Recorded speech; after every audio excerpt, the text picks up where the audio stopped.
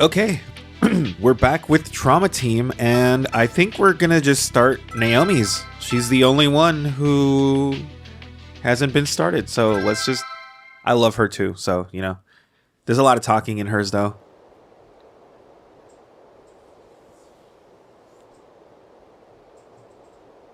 Cumberland Institute.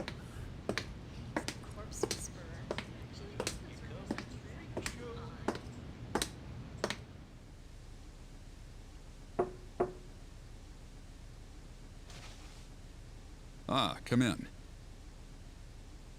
Did you call for me, Chief Wayne? Ah, good morning, Naomi. It seems the FBI needs your expertise. I'd like you to head over to the scene immediately. I'm a medical examiner, not a police officer. Don't be like that. I can't just turn the government down. Fine. Well then. Oh, and Naomi, one more thing.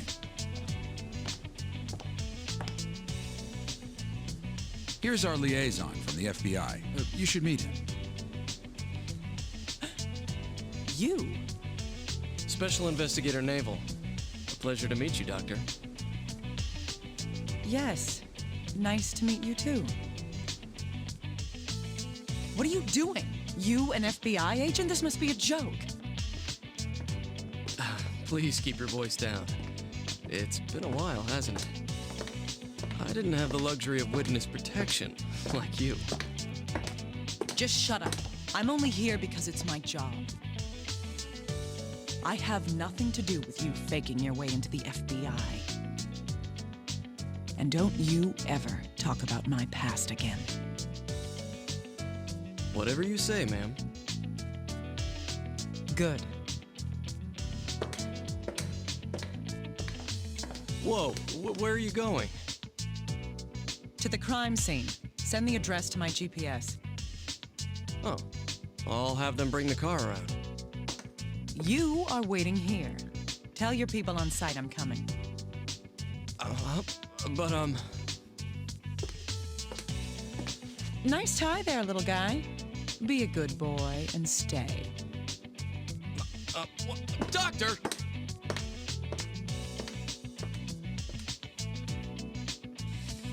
Oh, well.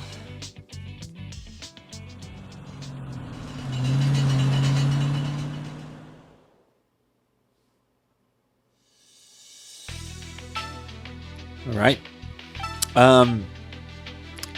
She has the best music. Her whole scenario, best music. I love it. Also, she's fucking great. I forgot how much I liked her too. So we're just, I'm just gonna go. I'm just gonna go. Locked room mystery. Hers is like a mystery puzzle thing. Solve the crime type of deal.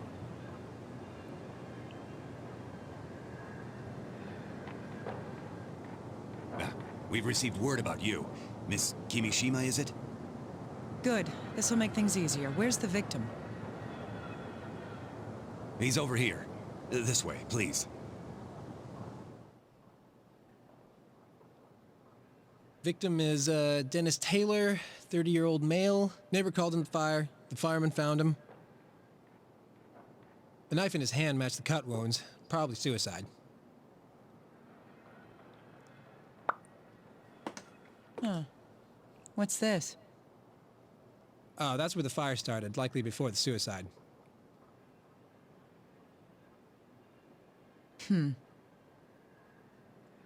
Miss Kimishima?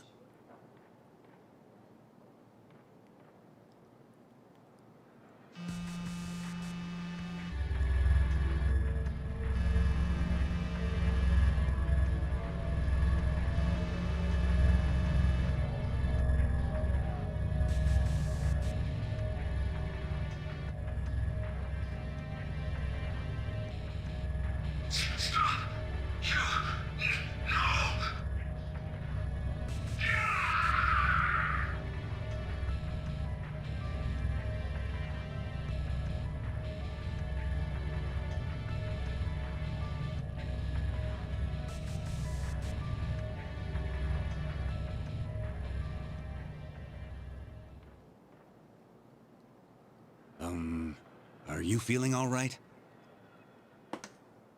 This was murder.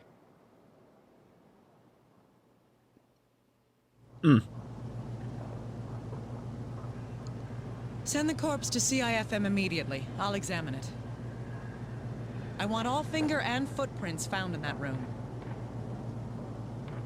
If you find anything, contact me directly. I'll be at the lab.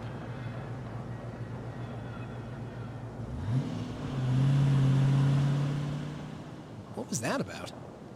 Well, she does work at the forensic medicine laboratory. Supposedly, she solved a lot of cases for the FBI. The FBI? That's right. That means we need to keep out of this. Come on, hurry down to the car for the fingerprint powder. Oh, right away.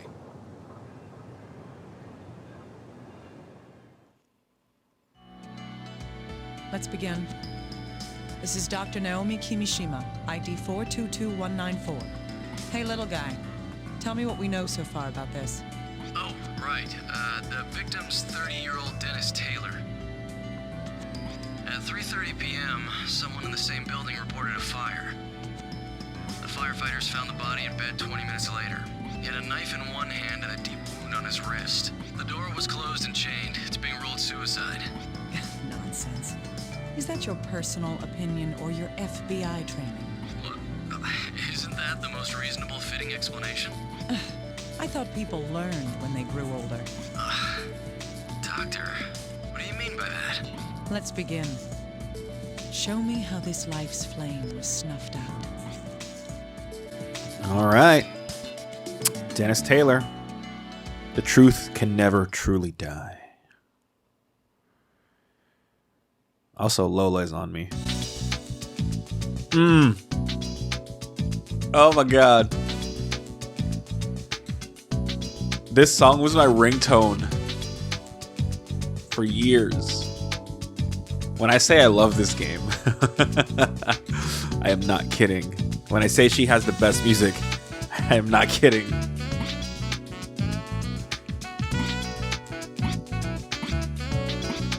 The information that we know up to this point has been sent to your computer. If you don't mind, please check it out.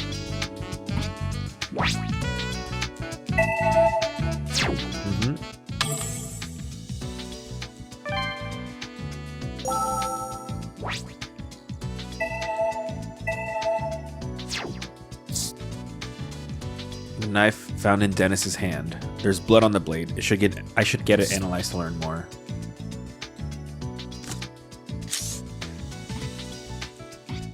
Yeah, so you can give him stuff, and then he, like, checks it for you.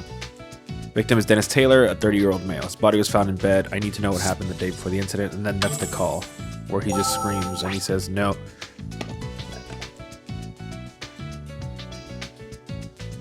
Moving locations. Point to the door and press A.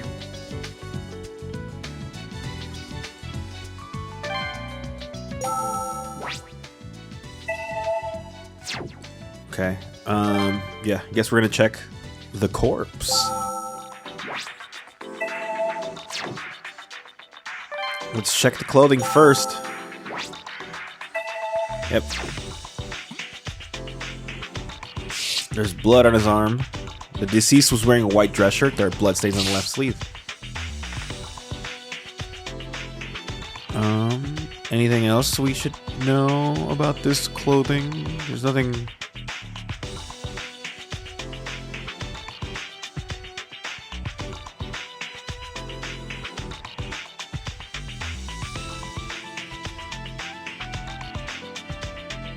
Yeah, no, I think that's it.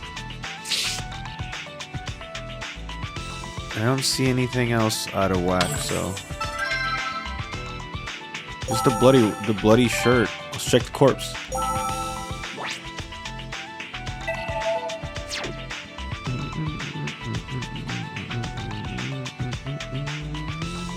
Oh. There's something odd about the index finger on the right hand.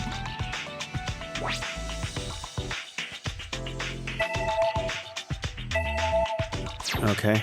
The corpse in this area was, I don't know, fracture?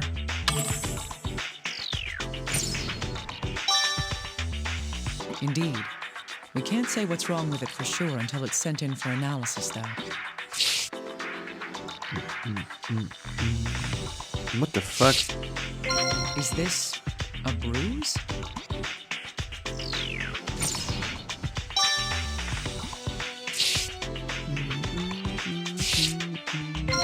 This wound on the wrist is believed to be the cause of death. Even though this looks like a self-inflicted wound made with a sharp knife, there's something unnatural about it.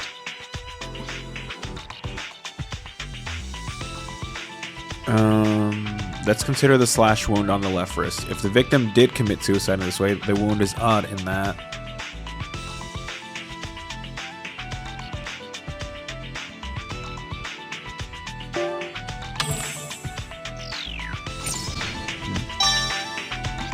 That's right. There's only the one wound on the wrist. A single slash, deep enough to reach the artery. No matter who it is, pain is an immediate response to a cut. No one should be able to make a single cut this clean and deep without flinching. I can't say this is proof of homicide, but I can't ignore this incongruity.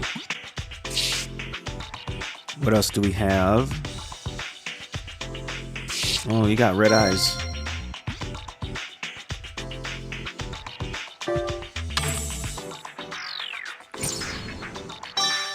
Yes, there appear to be spots of hemorrhaging in the eyeballs. This isn't a common condition. Perhaps I should ask Little Guy about it. Alright, yeah, there's nothing else to get from here, so we exit.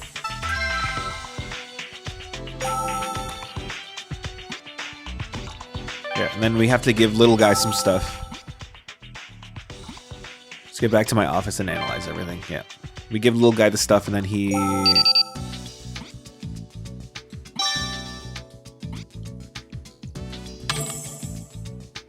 Alright, Little Guy, what you got? Dr. Kimishima, the results of the examination of the knife have come in. Let's see, the knife itself is a cheap common brand sold all over the country. It'll be difficult to locate where the knife came from. The blood left on the blade matches the deceased's. Only his fingerprints were found on the handle as well. I see. At least one thing is clear now. That is... The knife cut Dennis.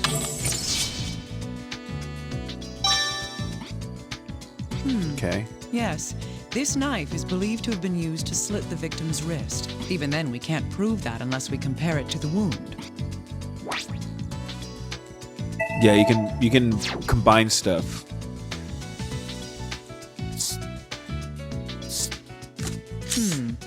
This means... The knife was used on his wrist. Indeed. This appears to be an open and shut case. Then again, this all seems a little too convenient for me.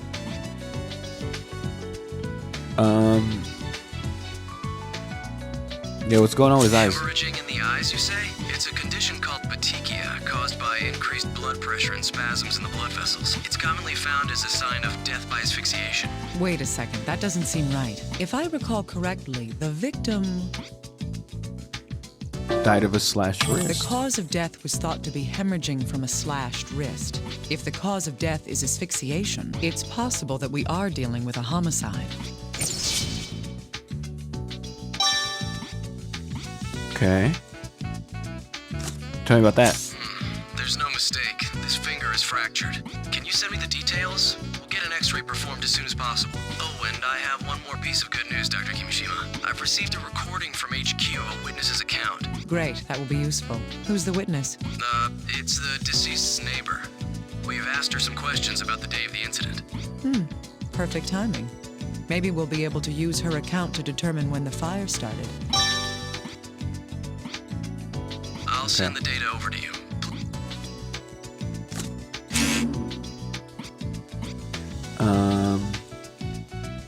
Okay, I'll come back.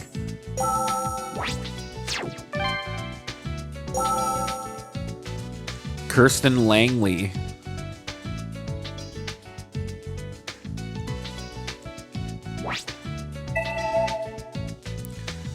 Point at the words related to the topic in the upper left and press A. Yes, that's right. Oh, it's been so hot lately. spaces out into the street open because of the heat. That's how I could hear my neighbor so clearly. It was, let me think, around 3 in the... It was, let me think, around 3 in the afternoon? Yes, it must have been. I was watching Farewell Dan. I hate that insipid TV show. Yes, it must have... I heard this loud noise from my neighbor... I heard this loud noise from my neighbor's room. And then the fire alarm started going off a little after that. A loud noise followed by the fire. The way she described it, the sound doesn't seem to have been something exploding. Could the noise have been made by someone in the room? Okay, so there was a noise coming from the room at around 3 p.m. and then the fire started. If the fire really started after noise began, should be able to narrow down the victim's time of death.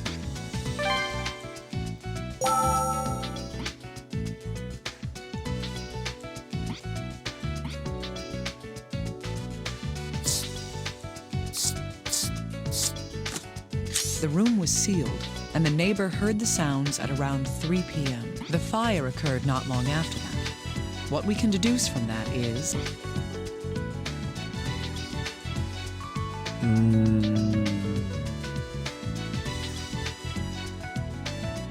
Dennis was...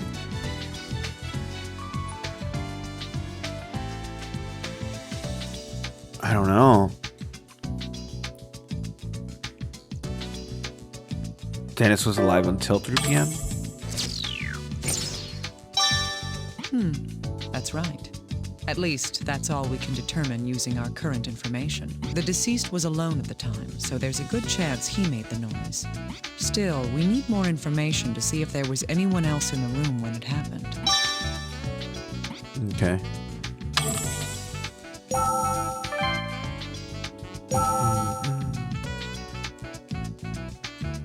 Yes, that's right.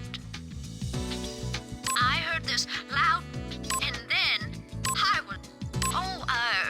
I think it was about 10 minutes. I looked out the window and saw smoke. Okay. I ran over to my neighbor's door, but nobody answered when I pounded on it. But I had to see if there was anyone in there, so I pulled on the door. It was chained from the inside. It was... Yes, the fire truck came soon after that. A firefighter cut the chain on the door and went inside. My neighbor? No.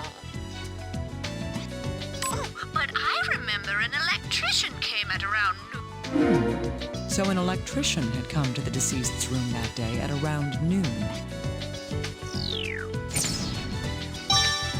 That was much earlier than when the fire supposedly...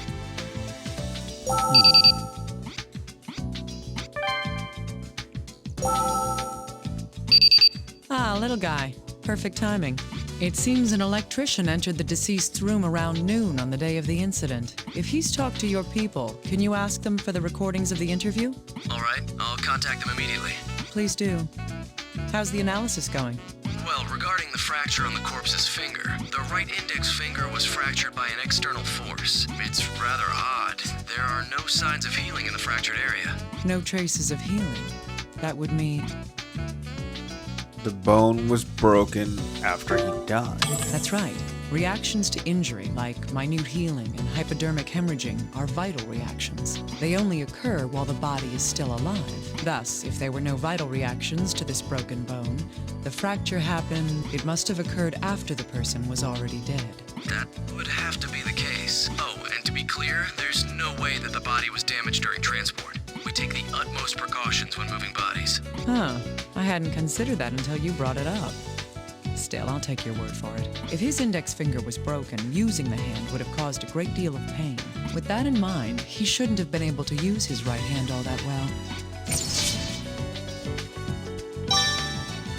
Fractured finger.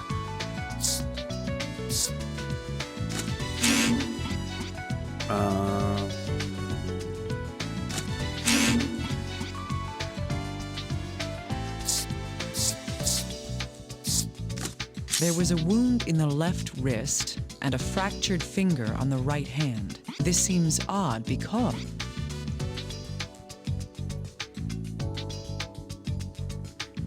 What seems odd about the broken finger and the slashed wrist ness that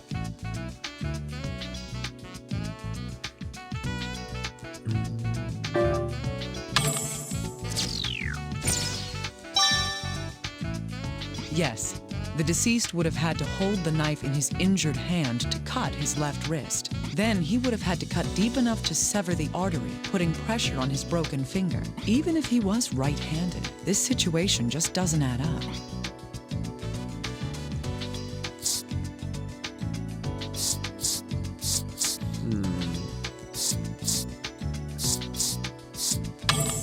See, do we get new... Hello, Dr. Kimishima. Cut the small talk. What do you want?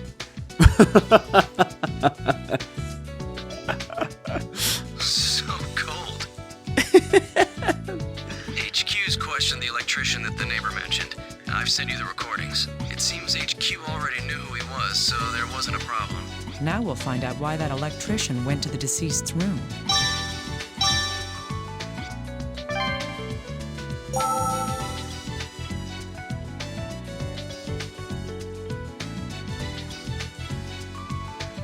Yes? Oh, yes, that's right. A murder? Yes, that's fine. He said his hair was broken and it needed to be fixed. That was around noon, I think? I got the call. That was... Yes. He said he needed it fixed that day, so I went straight there when I finished the job I was doing. Yeah, it was really quick. All I had to do was swap out a cable. Right. I think I was only there for about an hour. Just an hour, so there's quite a gap between when he left the room and when the fire started in the room. Right. Yes, I fixed his heater. The customer? The customer? Well, the way he looked... Well, around 3 p.m.? No, I wouldn't have a clue. I was already fixing a washing machine at my next appointment's house at that time. Yes? A murder? He said his air was broken? He fixed the air. There's nothing odd about having a repairman come to work on the ventilation system, but at the very least, Dennis was still alive when the electrician came. We need to learn about the deceased's condition at that time.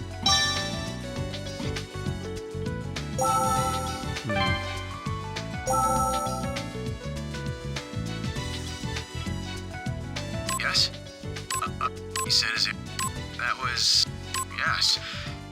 Yeah, it was really quick. Right. I think... Yeah. Well, the way he looked... It wouldn't be surprising if the deceased committed suicide. Dennis seemed depressed. Does that mean the deceased had a motive for killing himself? Let's check it out.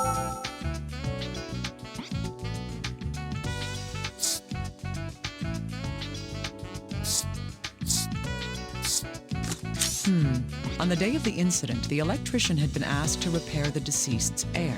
The electrician went to the deceased's room at noon and left after finishing his work. Both the deceased's neighbor and the electrician himself agree on that.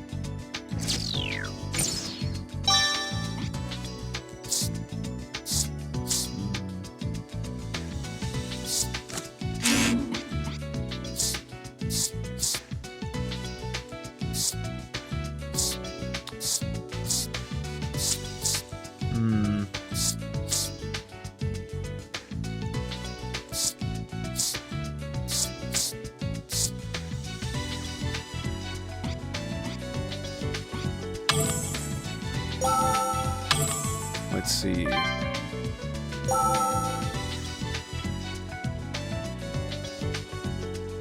Yeah, he was sad. Well, around 3 p.m. I was already fixing... I feel like I'm supposed to combine something.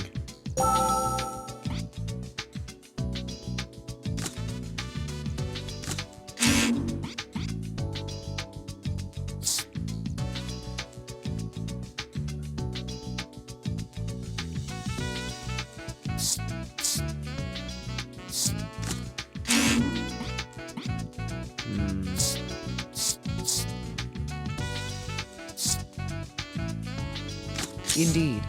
Both of these facts relate to the deceased. The last time the deceased was seen alive was...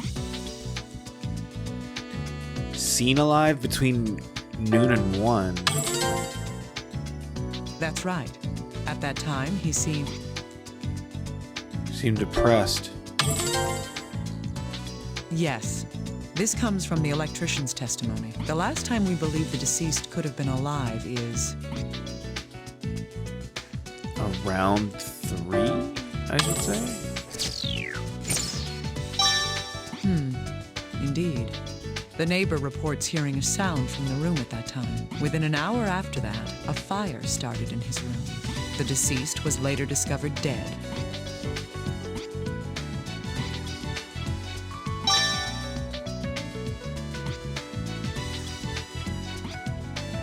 Hey, little guy. I want to go through the information that we've gathered so far.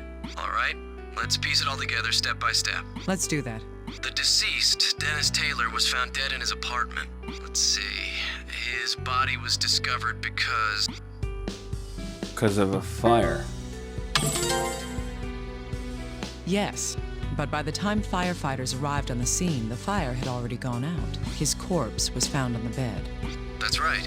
The FBI and police initially ruled this case as a suicide. The reason for that was... Because he had the knife and the slashed wrist. That's correct. The other reason was... I guess the door was locked, right? Indeed. The slashed wrist and the chained door point towards suicide.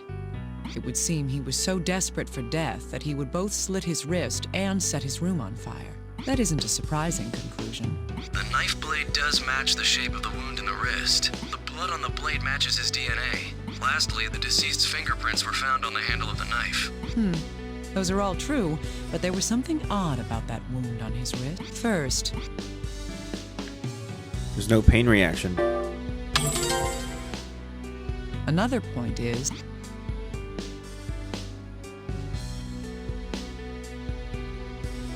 The knife was in his right hand. his finger was fractured. Would he have been able to use a knife with a wounded hand?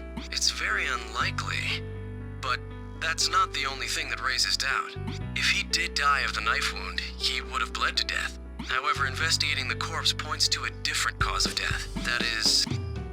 The hemorrhaging in the eyes, the asphyxiation. That's right, the petechia on the eyes, and the strange bruise on his abdomen. There's more than enough evidence to doubt that this was a suicide. But according to the electrician's statement, the victim seemed like he might be in a state to commit suicide. Indeed. There are too many uncertainties to be able to draw a conclusion at this point. I'm going to have to investigate the scene for myself. Little guy, get me approval to enter the area. Oh, understood. You shouldn't have a problem, Dr. Kimishima. I'm sure my bosses will approve you right away. Yes, but I don't intend to waste any time. I'm going there right now. You deal with the rest on your end. All right. Going to the crime scene, going to the crime scene, going to the crime scene, going to the crime scene. We actually are at time. So, I guess we're going to the crime scene next time. No, we're going now. We're just gonna go for it. All right, now we get to investigate the crime scene. What the fuck? It's the ceiling fan. There's a speed selector and a timer. One of the blades seems to be broken, though. Seems that the ceiling fan was broken. That's odd because the repairman came in that day.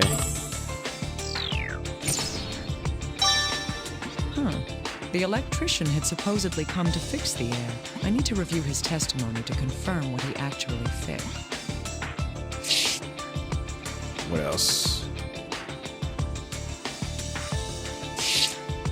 This is a table. Now that I look closely, the burns are most severe right here. What was burning here? If I send this for analysis, I might find out what was on fire on the table. Let's see.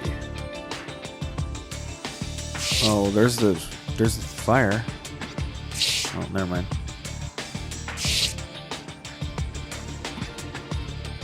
Oh, there's the bloodstains. This is where the deceased's corpse was. If this bloodstain is his blood, then... He was lying on his back. Yes, the injury was on his left wrist. From the position of the bloodstain, it would appear he was lying face up on the bed. There was only the one bloodstain, so he didn't move around much after his wrist was slit. If this truly is a suicide, that would mean that he bled to death here. However, the amount of hemorrhaging here seems to be too small for a man to completely bleed out. What else can I see here?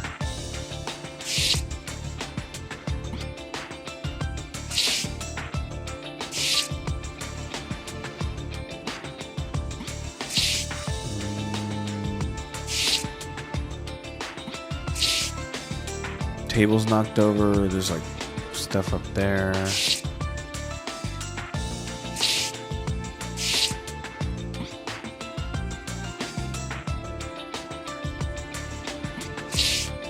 There's a lamp knocked over.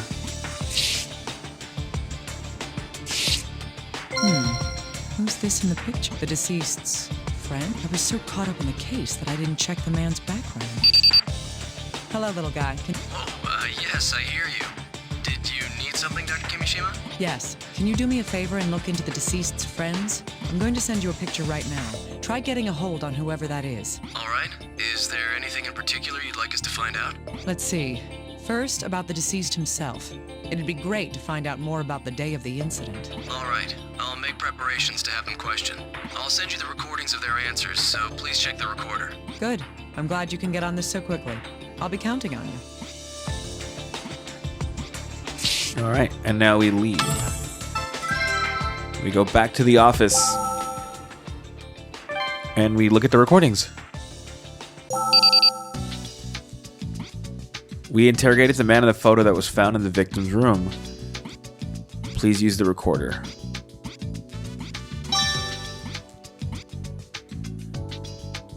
Always hit the save button. James Morton. What you want, man? Why are you calling me out here? Huh? You want to talk about Dennis? You're better off asking his girlfriend. Her name's, Stella. Yeah, she's at the club down on Roulette Street. Yeah, she can probably tell you more about Dennis than I can. That guy, huh? No, nothing. He's a friend of mine, you know? I don't hate him. I mean, we'd been drinking together the night before he died, after all. He did seem pretty flush recently. He called me up out of the blue and said he'd pick up the tab that night. That wasn't really important. It was just how he normally brags. He was all proud of this red Portland Jacks t-shirt he was wearing, too. The red ones are... A Portland Jacks t-shirt. If he was telling the truth, the victim was wearing that shirt on the day of the incident. He's wearing that white shirt. He's wearing the collared white shirt. In any case, after hearing this testimony, it seems hard to believe that the deceased would have committed suicide. That reminds me. The man said in his interview that the deceased had a girlfriend. I wonder if HQ knows who she is. This is worth asking little guy about. Yes, did you call Dr. Kimishima? I need you to look into somebody for me. A woman named Stella Abbott. Oh, the deceased's girlfriend? That doesn't matter. Can you find her? We already have. HQ's just finished questioning her. Oh, should I send you the recording? Please. Now, if you don't mind. I can't. Oh, she's the best. I feel like I'm getting closer to understanding who Dennis Taylor really is.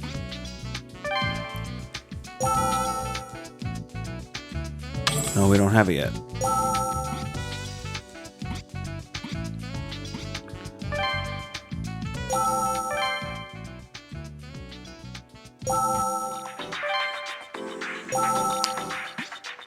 Yeah. That reminds me. Someone mentioned the clothing that the deceased was wearing on the day of the incident. Okay. That's odd. Somebody said something about what the deceased had been wearing. There's no little bruise on the shirt. I guess we go back to the computer.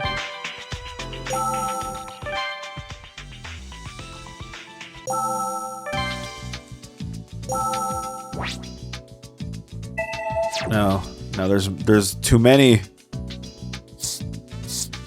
Something about this shirt. There's a large difference between the clothes found on the body and they're different colored.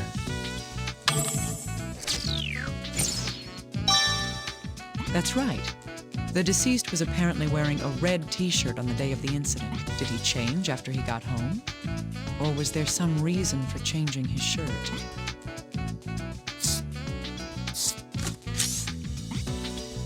Yes, of course. What is this? Some of the remains of the fire.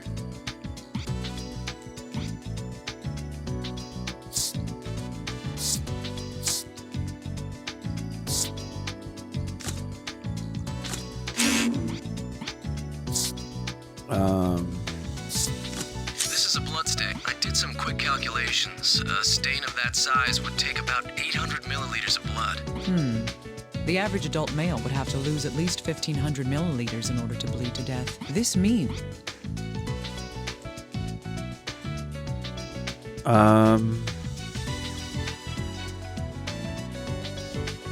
He might not have bled to death.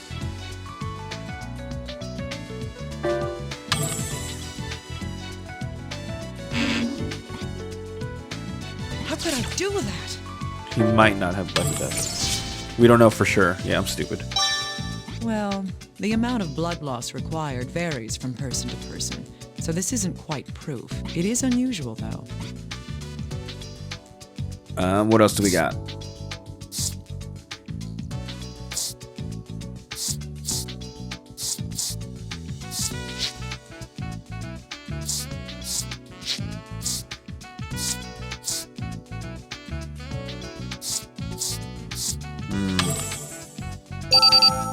Dr. Kimishima, did you receive the voice data?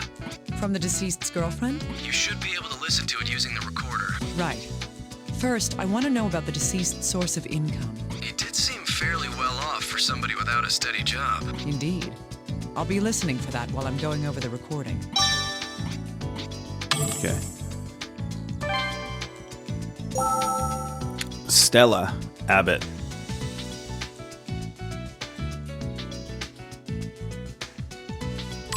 Seriously? What do you guys want? I've got work to do, so let's get this over with. Huh? Dennis? You mean Dennis Taylor? Wow, that name brings back bad memories. We broke up years ago. Yeah, at first I thought he was an interesting guy, pretty cool and all. But he never had a job, and he just kind of wandered through life. Oh, but he always had money. I'm sure he didn't come by it honestly. Ugh, are you really this slow? Ugh, drugs. Good heavens. The deceased's been holding on to quite a secret. I'm going... He's a drug Let's dealer. go through the information. Unbelievable.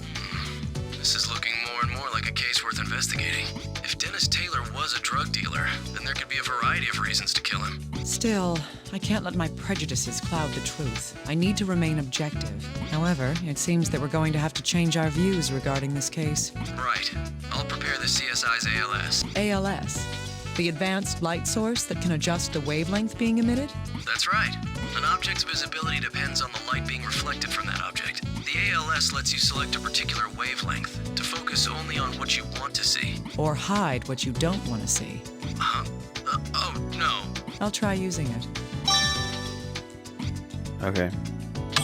What was I gonna say? She said we broke up years ago. She's 20, I think is what it said. Or 21? Fucking, how old was he? How old were you? Alright. Give me with that. Oh. There's white Yes. powder scattered on the floor. Oh, it's some I drugs. can guess at what this powder is, but I...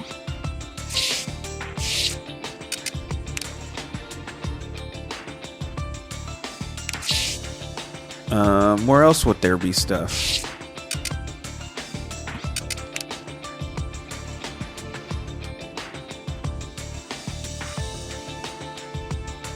Nothing there.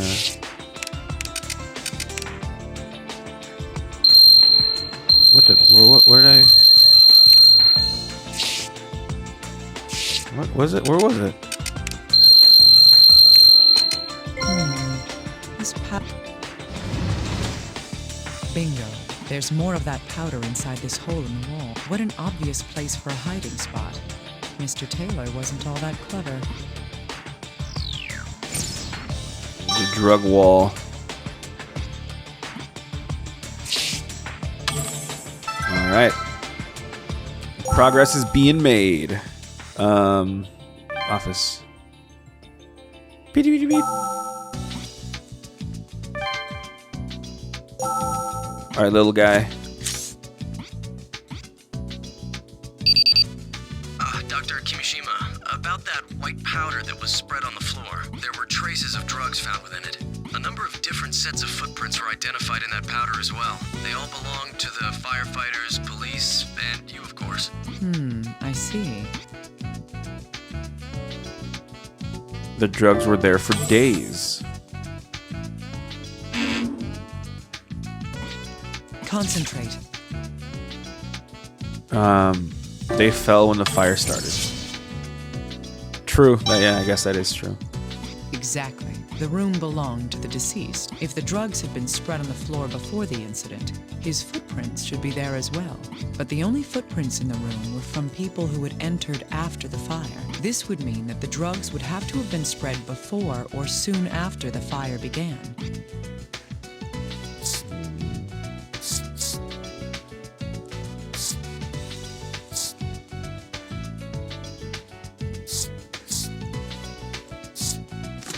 All right, let's go over the information we've gathered. First, the white powder. It's baby formula. Yes. The trail That's why of there's a drugs shortage. led directly to the Dennis hole has been behind the hogging this shelf. shit. If the same powder from the floor was inside the hole, then It's a place to hide his drugs. that's right. But there weren't any drugs inside the hole. The layer of drugs had footprints from the firefighters, the police, and me left in them. All of the footprints had something in common. They're all made after the fire. Indeed. There weren't any footprints from before the time the fire began. So from this, we can deduce that the drugs must have been scattered on the floor when... After the fire.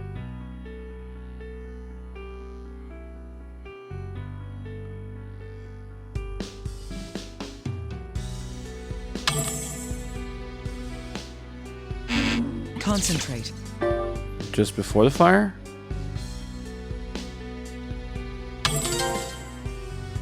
Yes. If I take this even further, I'd say that it would have been after Mr. Taylor stopped moving. In other words, it must have happened between his death and when the fire started. But why were there drugs on the floor? Whoever took them dropped them.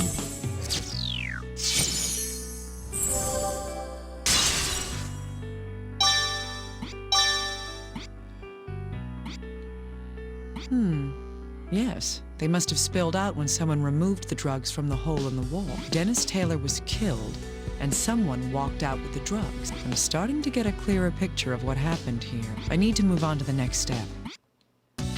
Dr. Kimishima. I don't know how you heard about that so quickly, little guy. Have you been eavesdropping on me? Huh? What? No, Forget it. I can see right through you. oh, right. I have a new tool for you. It's luminol.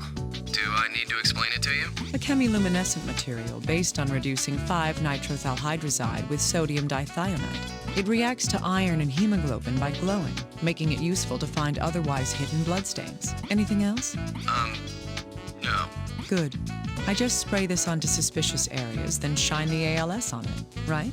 I'm sure it will be useful. Thank you, little guy. Thanks, little guy. Now we gotta find where he was actually killed, because he clearly wasn't killed on the bed. It's not enough blood. Yep.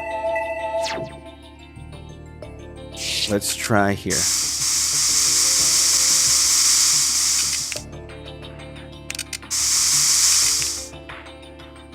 Okay. See, maybe there's something over here.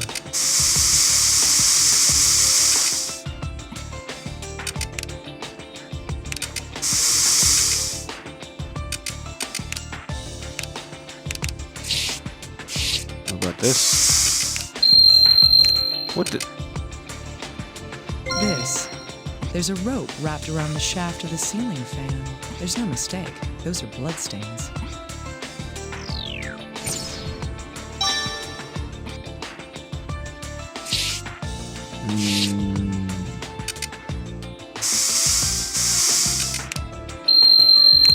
What the? Huh.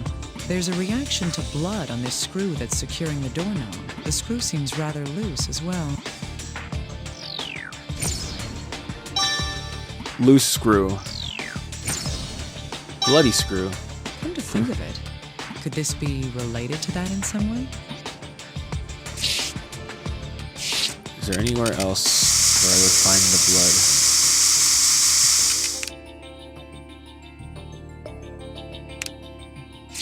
I don't think so. What is this big ass stain? Oh. So there were blood stains here too. If these are from the deceased, we may be able to use this with something else that we know. Well, yeah. That's because they're like, it's not enough blood to kill him, and it's like, well, I mean, that's where the rest of it is.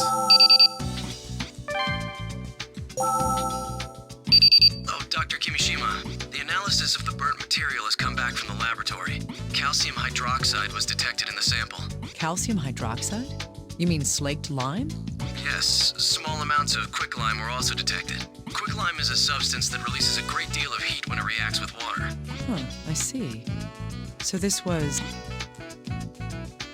It was made to start the fire. I agree, but isn't it odd? If the killer wanted to start a fire, there are far easier ways to go about it. You're right. There must have been a reason for this. It's our job to investigate that, isn't it?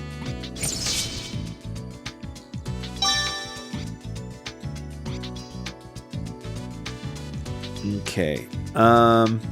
Bloody screw.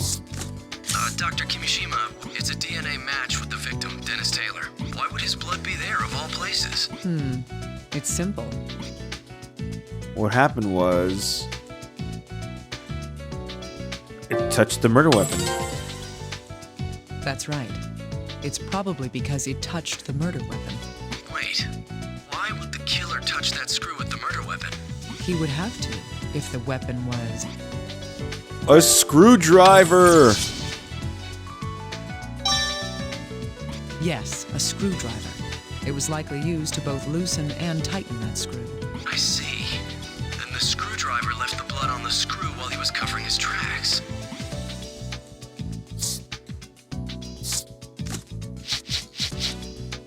Yes. I didn't notice because the bleeding had stopped completely, but this isn't a bruise. It's a stab wound. This strange pattern here is likely... The screwdriver handle. Yes, that's right. It's indisputable evidence that the weapon was jammed in so deeply that the grip left a bruise.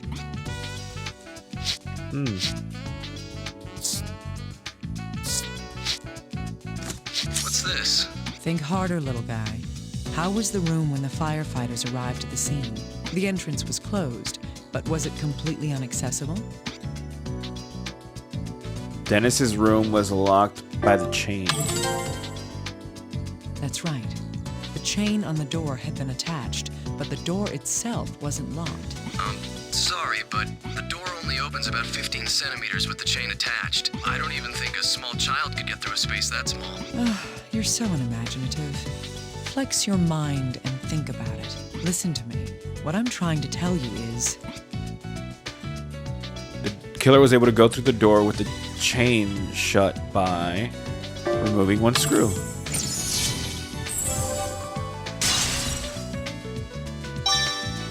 This loose screw tells us everything. With the screw removed, the entire plate on the door can be swiveled around by the doorknob. The plate itself is about 20 centimeters long, so the gap increases to almost 35 centimeters. How big does somebody have to be that he couldn't fit through a space that size? Oh, I see now. That's more than enough room to get past the door. So the killer just screwed the plate back on from the outside after he left the room then. I think that's the most likely explanation. But the killer was in plain sight once he was outside the door. He wanted to finish quickly. The killer couldn't completely tighten the screw and left the area as we found it. Wow. That proves that this isn't quite the locked room mystery we thought it was. Huh. Still, this doesn't help us figure out who the killer is. I need to investigate the situation in more detail. Okay.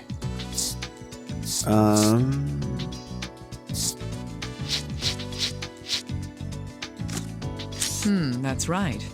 There were 2 different bloodstains left in the deceased's room.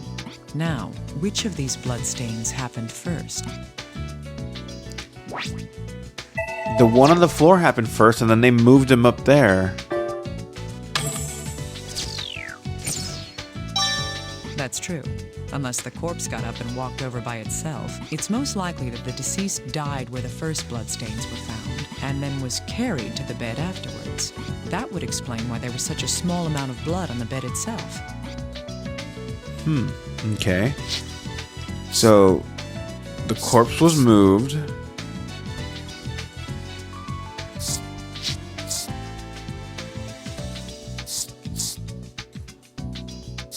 He's a drug dealer. We know he's a drug dealer. If you found something, please let me know.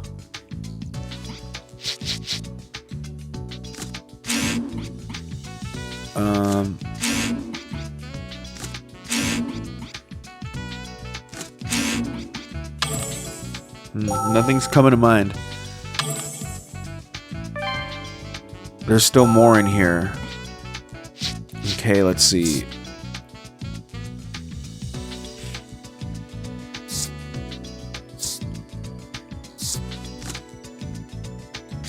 It's true. But I wonder why. I get the feeling that there's something very wrong about this. The 2 accounts from the people who saw Dennis seem to differ dramatically. The difference is Dennis's behavior. Yeah, she's saying he was like all about it. Indeed. At first glance, it doesn't seem like these refer to the same person at all. On the one hand, drug-dealing scum enjoying his life. On the other, a man with suicidal depression. Either one of these clues is false, or there's more to this shady business that I haven't found out. In either case, the truth of the matter is that he was indeed a drug dealer. Okay. Dennis was killed where the blood was found on the floor, then carried to the bed, most likely by his killer. His screwdriver piece pierced Dennis's lung, causing him to suffocate.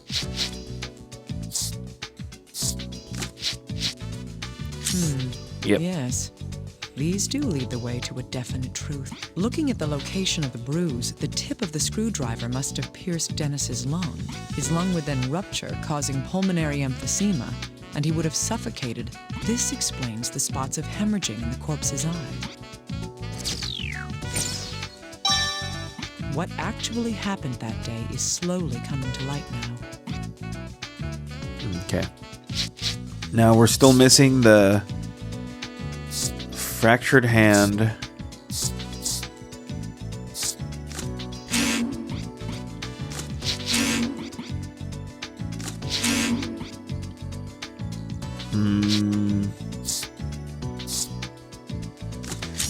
This does raise some doubts. The electrician supposedly came to the victim's room to fix his air, but he didn't repair the ceiling fan? Or did the fan break after the electrician had left? In any case, I'll need to hear his account again. Okay. Oh, he said he fixed the heater. All right, let's go listen to him.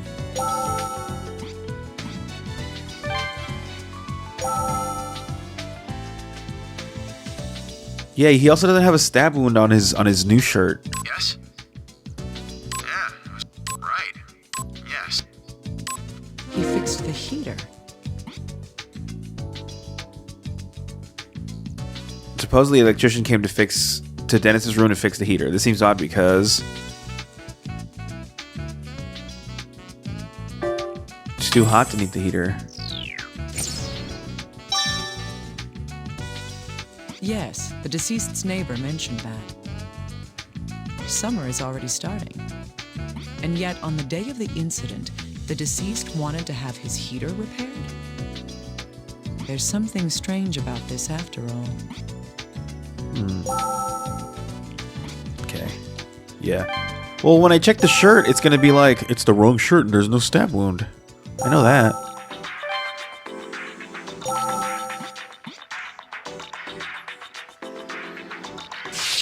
This is odd.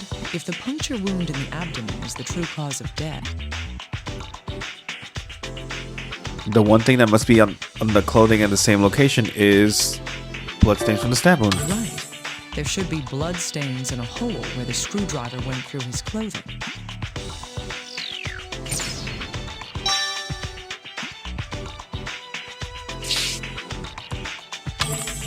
But there isn't. It's all a lie. It's all a farce.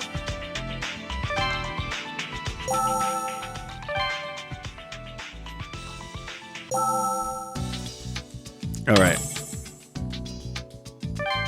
Let's go.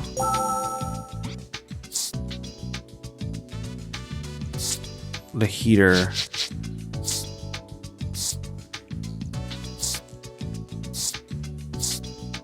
Why did the killer use...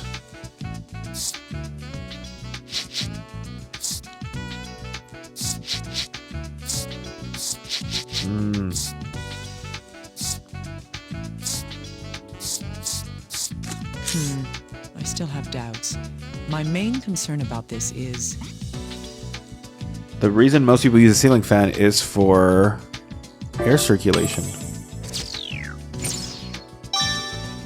yes, fans circulate air within a room.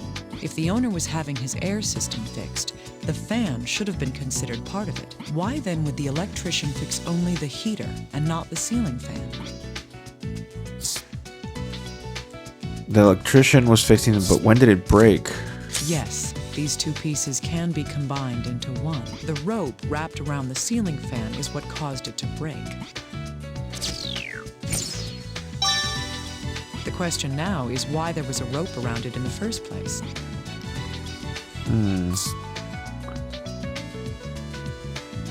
Was this part of the killer's scheme?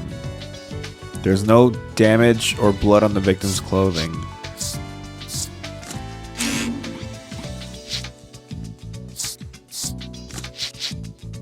Yes, these pieces of information can tell us something. According to Mr. Taylor's friend, on the day of the incident, Dennis had been wearing... A red t-shirt. That's right. He was supposedly wearing a red Portland Jacks t-shirt that day. But when his body was discovered, it was wearing... A white dress shirt. Yes. His corpse was found wearing a white shirt. In other words, his clothing had changed. And yet, if that was all we know, we couldn't rule out if the deceased had changed his shirt himself. However, if he had, there would still be a discrepancy. The white shirt, the corpse doesn't fit because there's no indication of a stab wound. Yes. The corpse had a wound that wasn't reflected by the state of the clothing it was wearing. There's only one answer to this puzzle, and This means that the killer changed Dennis. indeed, whoever had killed Mr. Taylor replaced the shirt he was wearing after killing him. The reason for doing that was... To make it look like suicide. Exactly. It was probably to hide the stab wound and make us believe the cut wrist was the cause of death. The killer staged the suicide in order to mislead us. Okay, we're almost there. We almost got it. The killer changed Dennis's clothes.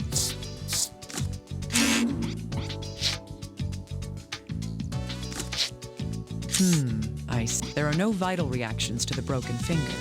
That means the damage occurred after death, considering that the killer must have changed the victim's clothing after death. It was broken while he changed him.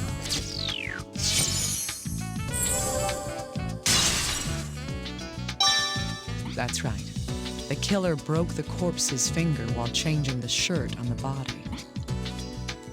Okay, so we've got all of these.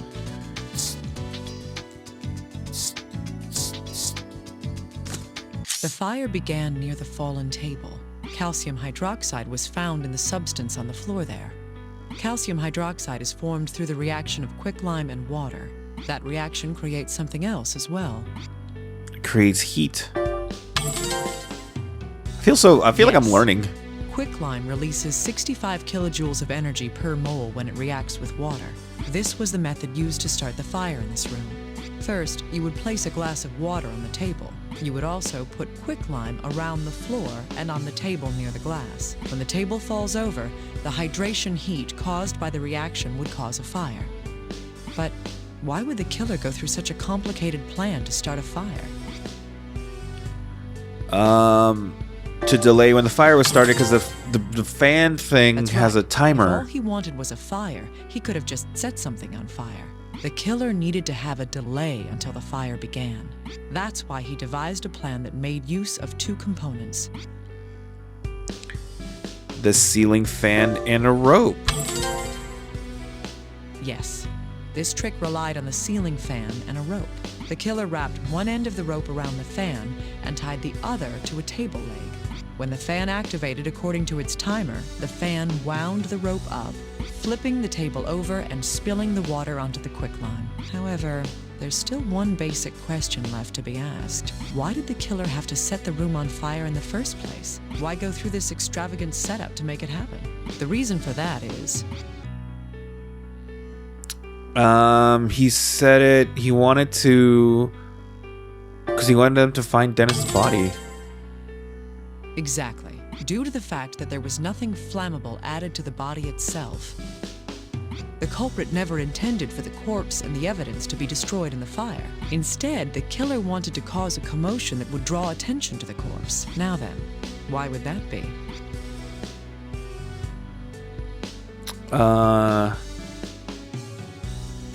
To create an alibi. That's right. By delaying the start of the fire, the plan was to have enough time to create a viable alibi for when the fire began. It's easy. I mean, with this method of misdirection, the culprit could start a fire hours after having left the crime scene entirely. All right, we're getting it. This is the entire truth behind this mysterious arson.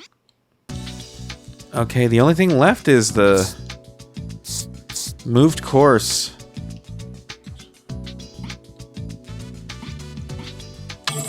Okay.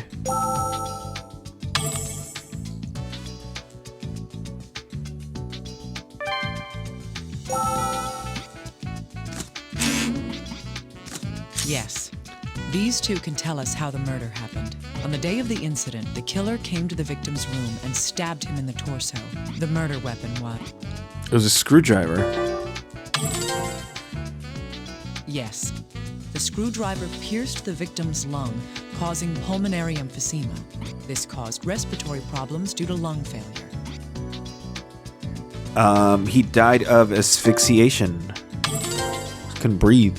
After this, the killer moved the victim to the bed. This is most likely because...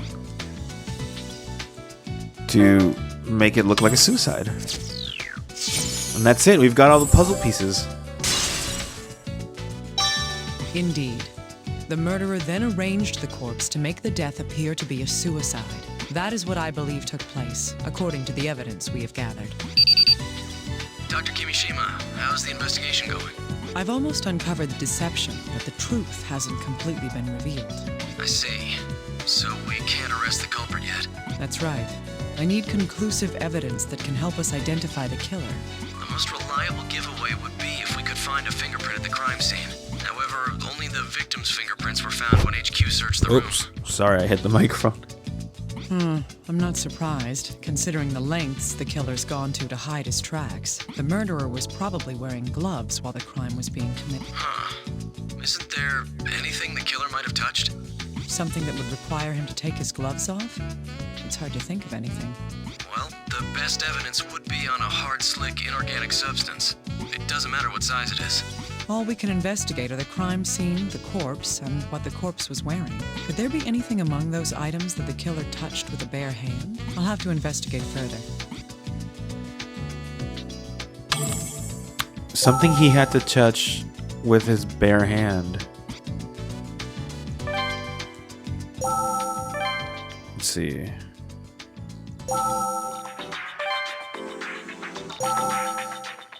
Slick inorganic substance. Oh, he had to button him up. The killer put this shirt on the victim's corpse after the murder took place. That would mean that the killer would have had to button the shirt up. Buttoning up a shirt with gloves on is no easy task. If my predictions are correct. All right. Let's give little guy the buttons to check, and then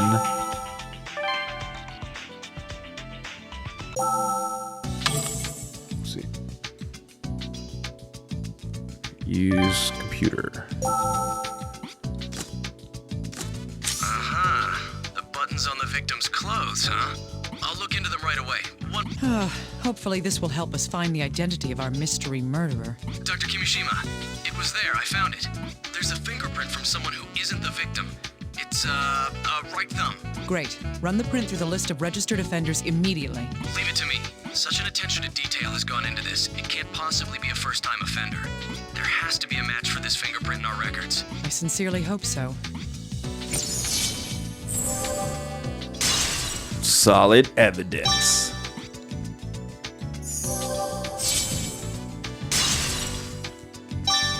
All right, the case has been solved.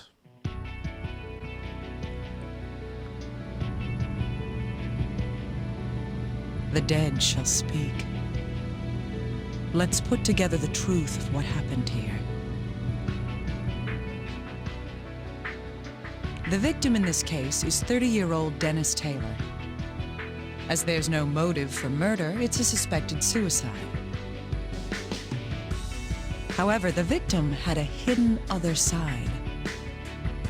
This card is the one with proof of that.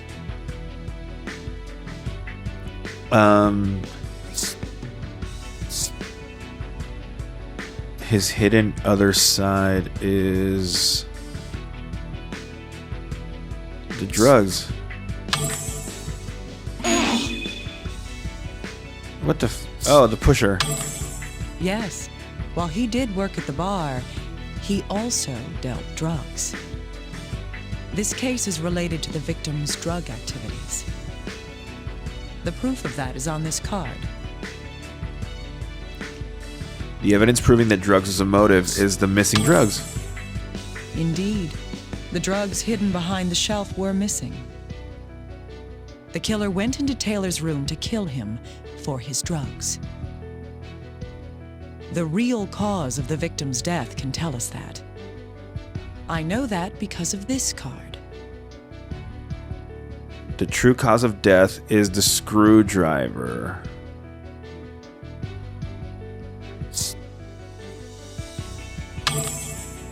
Right. The wound on the wrist was not the true cause. Next, the killer disguised the murder as a suicide. This card proves the misdirection used to hide the murder.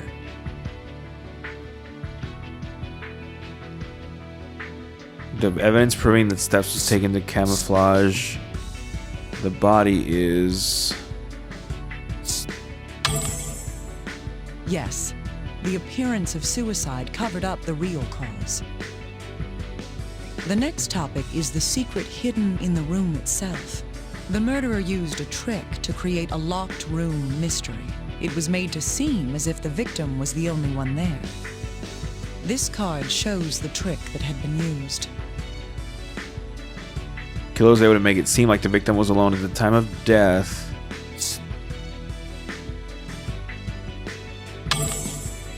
Exactly. The killer thought this would clear his trail. And yet, the culprit had one more way to hide from suspicion. That was to hide when the murder itself took place. This card shows how he went about that ruse. Killer tried to make it appear that the death occurred at a different time by using the lime in the fire. The murder took place 3 hours prior to the fire's start. It's natural to assume that if the room was locked, then the crime and the fire would be at the same time.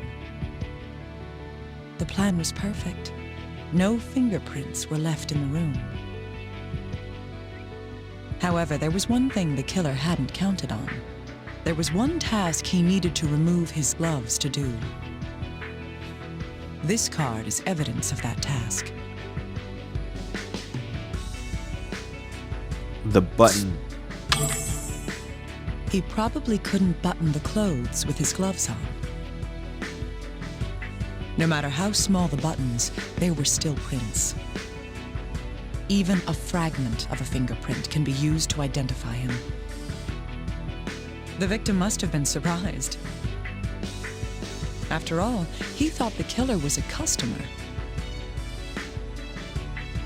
This is what he said at the very end.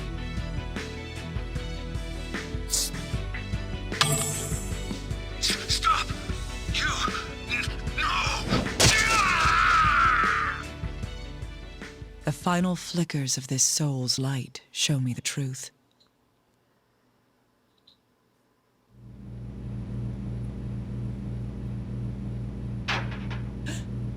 Who's there? I'm sorry. I must have surprised you. You're that electrician. Why are you here? Oh, I was called up because a switchboard blew. I need to have it fixed by tomorrow. I see. That sounds difficult.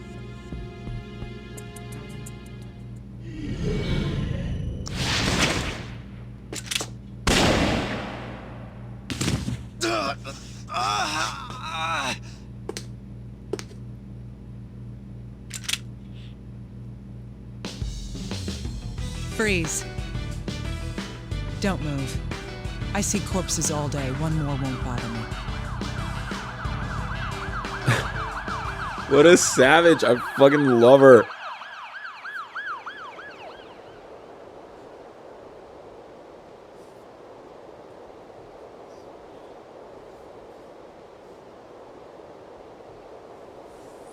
Naomi!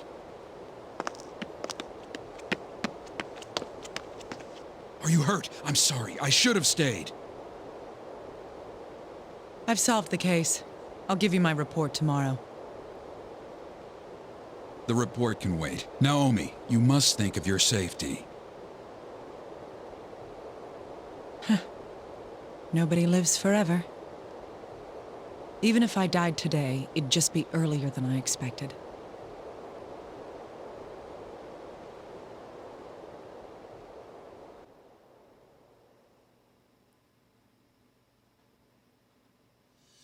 And that was Naomi's first mission, Locked Room Mystery. She only has 3 or 4, but they're all really long. This video went twice, almost 3 times as long as normal. I'm going to leave it as 1, only because it's all, whatever, it's all one thing. I think next time I'm going to split it, because this is going to be a pain to edit. But yeah, that's Naomi. I hope you enjoyed.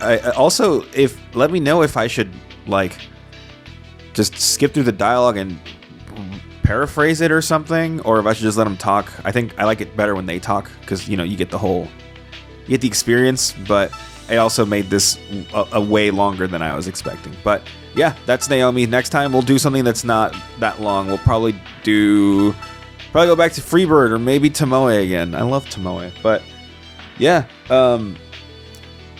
If you made it this long, you survived a whole. That was long, man. I need a break. think I'm done recording for today. But yeah, Trauma Team Part 6. I think is what this was. I think so. That's what I'm thinking in my head. That's what it's gonna be. All right. See you next time.